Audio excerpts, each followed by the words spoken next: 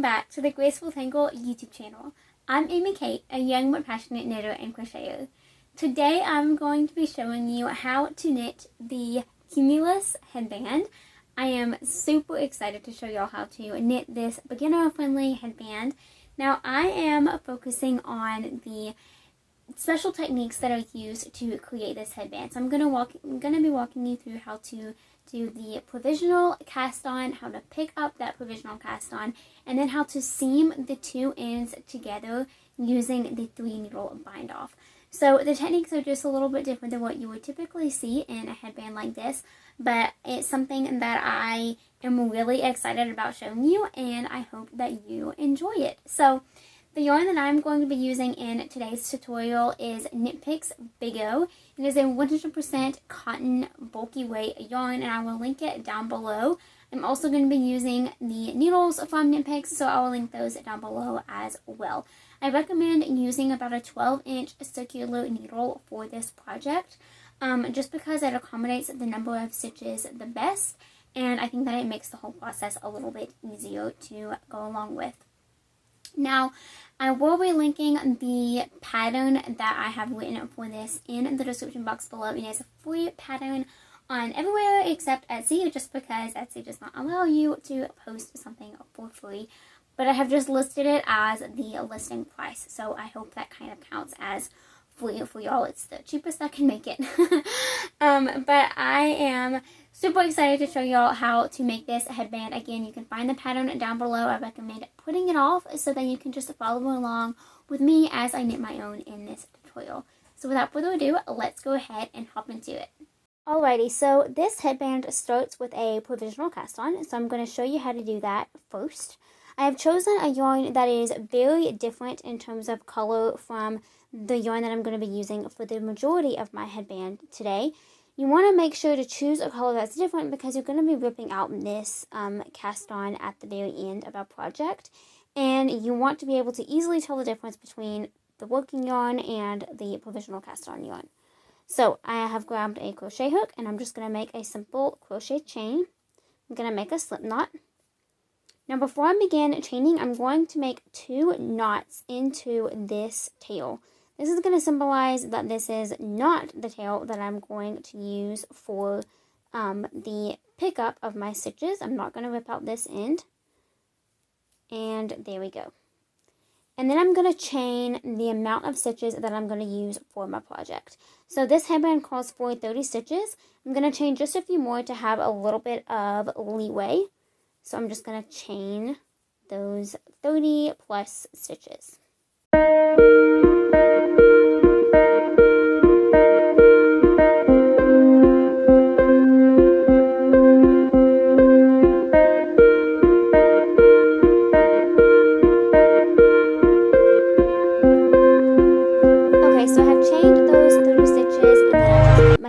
Pull through that last chain, and now I'm going to bring up my needle.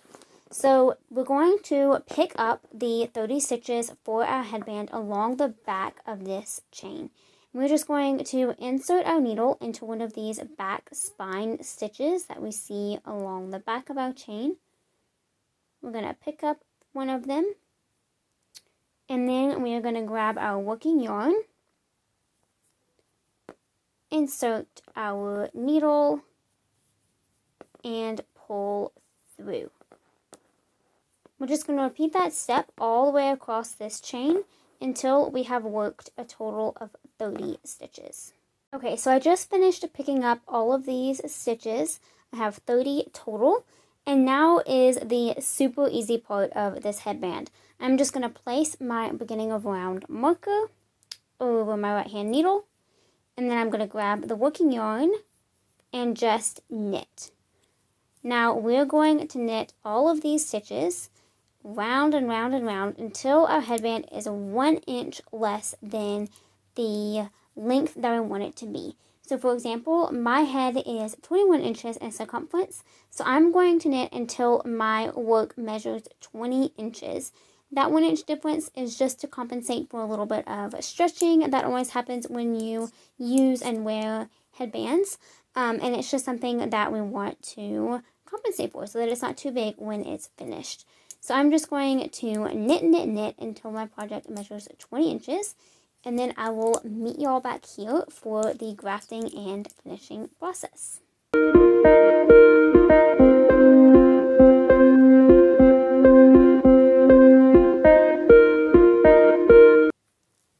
Okay, so I just finished working my entire stockinette section for the headband, and it has now reached the length that I want. Just as a reminder, I have knit 1 inch less than I want the finished object to be. So my head is about 21 inches in circumference, and I have knit 20 inches of stockinette just to give me a little bit of negative ease so that any stretching that may happen or the like will be accounted for. So I have finished all of that, and now I am ready to pick up my provisional cast on and join this headband together. So what I'm going to do first is remove this marker to just get it out of the way because we do not need it anymore. And I'm going to grab my second set of needles. Now these need to be the same size, as in the same numerical size. So I'm using size 10 needles. These are also size 10. The length of the cord doesn't matter as much because we're not actually going to be working in the round. Right now we are just using this as a second needle to hold these stitches. So I'm going to start right here. Oops, sorry if you hear that hit the table.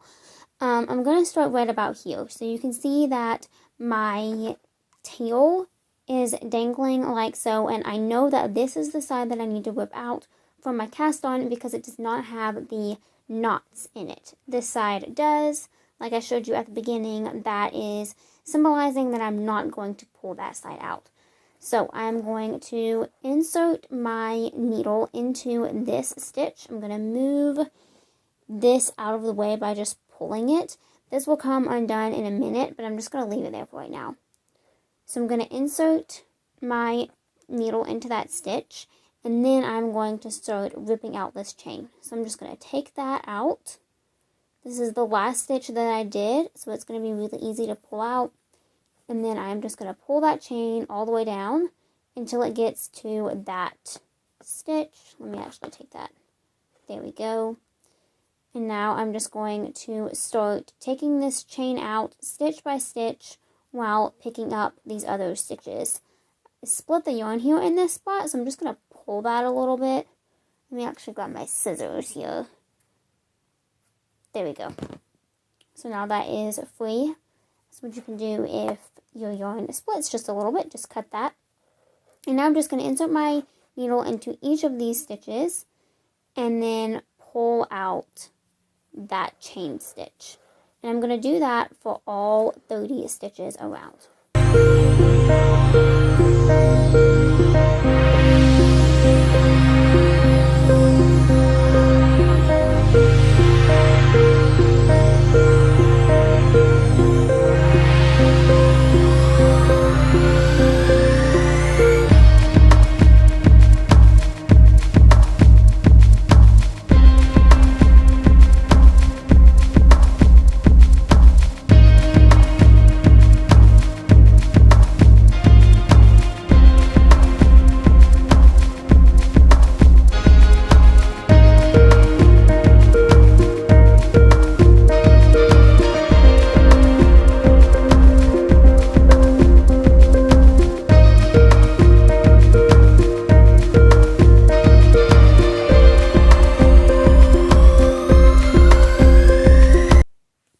Okay, so I just picked up all 30 of those stitches, and now I'm just going to lay this out so that it is flat.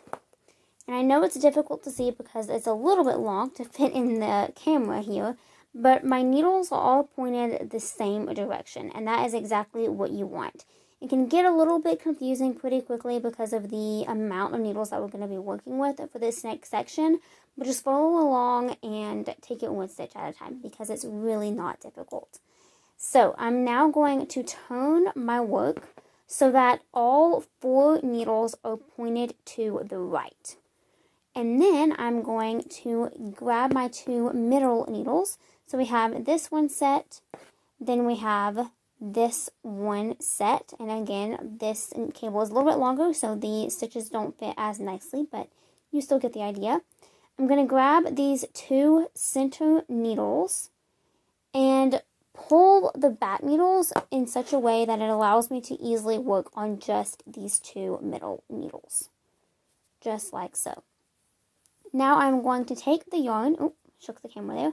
I'm going to take the yarn that is still attached to the ball. So it should be on the front needle here. I'm going to take that, and that is what I'm going to use to graft these 2 ends together. Now keep in mind that you can use this method for any form of attaching a circular object like this, like a cowl or anything like that. So I'm going to take my 3rd needle, which is right here. This is just a longer interchangeable tip. You could also use a DPN, a single point needle, anything like that will work. Just make sure that it is the same size as the needle that you used for your actual project. So I'm now going to begin a standard 3 needle bind off on these 2 needles. Now you could also do the Kitchener stitch or another grafting method like that. I have found that the 3 needle bind off is the simplest way. Just note that it can get a little bit tight here at the end because it isn't typically used for working in the round. So I'm going to insert my needle into the front stitch of this needle and into the first stitch of the second needle. I'm going to yarn over with my working yarn and pull through. So I literally just knit those 2 stitches together. I'm going to do that once more on both needles, just like so. And then I'm going to use the front needle to pull this first stitch that we knit over the second. So the 3 needle bind off is just like a standard knit bind off. We're just doing it to 2 layers of fabric instead of 1 layer. I am also holding the right sides together, and that is going to result in a join that will leave a little bit of an indentation that you will be able to notice here in just a second when I finish, and an exposed seam on the wrong side. So I'm going to continue this step, knitting these 2 stitches together, yarning over, pull through, bring this first stitch over the second. I'm going to do that all the way around. Like I mentioned earlier, it will get a little bit snug at the end, but just work through it. You can do it. And we will graft these 2 ends together.